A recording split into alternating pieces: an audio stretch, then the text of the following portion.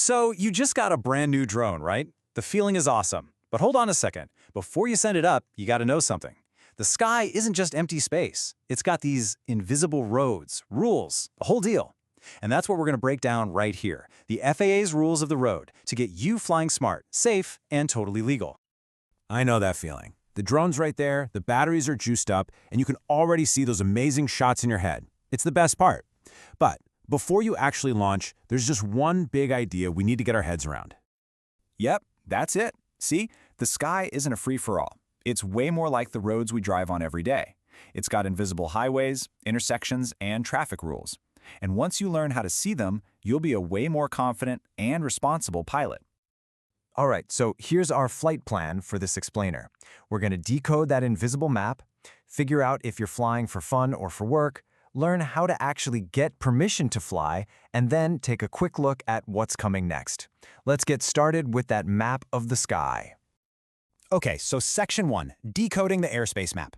The easiest way to think about this is just like a giant, invisible map that's layered right on top of the world. It's all split up into different zones or classes, and yeah, you guessed it, each one has its own set of rules. So let's start with the big one, Class B or BVLOS airspace. Just think of this as the super busy downtown core of the sky. We're talking about the airspace around huge airports, like LAX or JFK. It's actually shaped like an upside-down wedding cake, getting wider as it goes up to funnel all that plane traffic.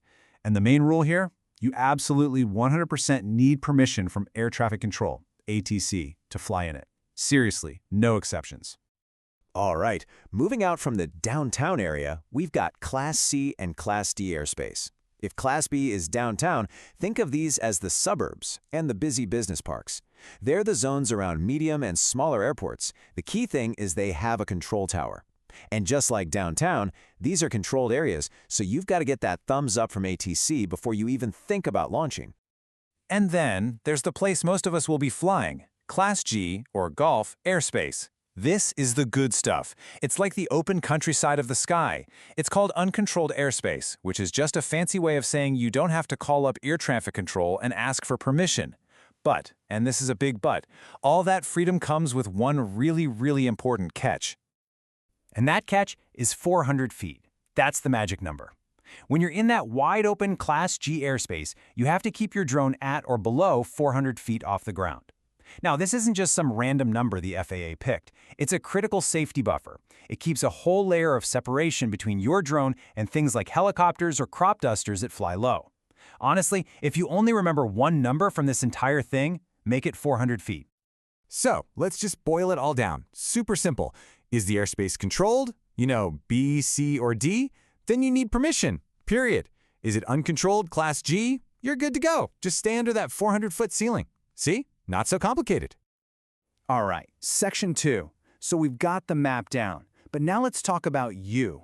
The FAA sees two basic types of pilots out there, and which one you are all comes down to a really simple question. Why are you putting that drone in the air? Okay, so there are two main paths. On one side, you've got the hobbyist or recreational flyer. If you're flying just for the sheer fun of it, this is you. All you have to do is pass a free, pretty simple online test called Trust one time, and you're set. But on the other side, you have the commercial pro. This is for anyone flying for work, for a business, or really for any reason that isn't just for kicks. This path means you got to get certified under what's called Part 107. That involves a more serious, in-person knowledge test, and you have to keep up with training every couple of years. Now listen up, because this is the point that gets so many people in trouble. The word commercial is tricky.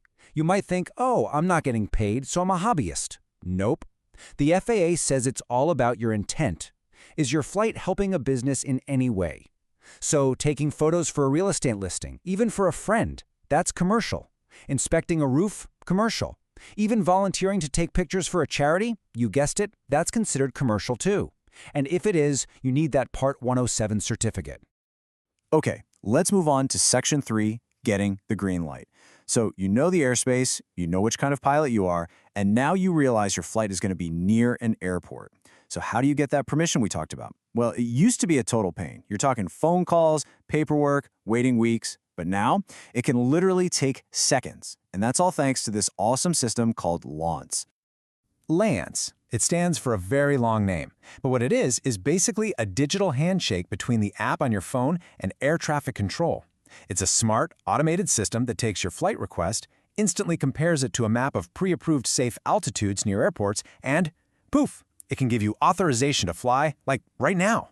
It's a total game changer. And check out how easy it is. Step 1, you just pop your flight details into an FAA-approved app, where you want to fly, how high, for how long. Step 2, the system instantly checks that against its safety maps. In Step 3, as long as you're within the approved limits for that little square of the map, you get an approval back. We're talking seconds. It is amazing. But this is where being a hobbyist versus a pro really makes a difference. See, both types of pilots can use LAANC to get that instant automated approval. But having that Part 107 Pro certificate, that unlocks a special power.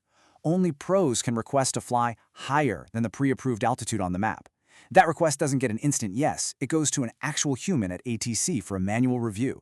But it gives commercial pilots way more flexibility, and it's a huge perk of getting certified. So we've pretty much covered the rules of today, but this whole drone world is moving so fast. And the next big thing, the next huge challenge that everyone's working on, isn't really about flying higher, it's about flying further, like way further than you can see. And that brings us to this big acronym you're going to hear a lot about, BVLOS. It stands for Beyond Visual Line of Sight, and it means exactly what it sounds like, flying your drone so far away that you can't physically see it with your own eyes anymore. Why is this such a big deal? Because this is the absolute holy grail for commercial drones. We're talking about things like automated package deliveries, drones inspecting hundreds of miles of pipelines, or surveying massive farms all on their own. BVLOS is the key that unlocks all of that. So what's the holdup? Well, right now, flying BVLOS is technically against the rules.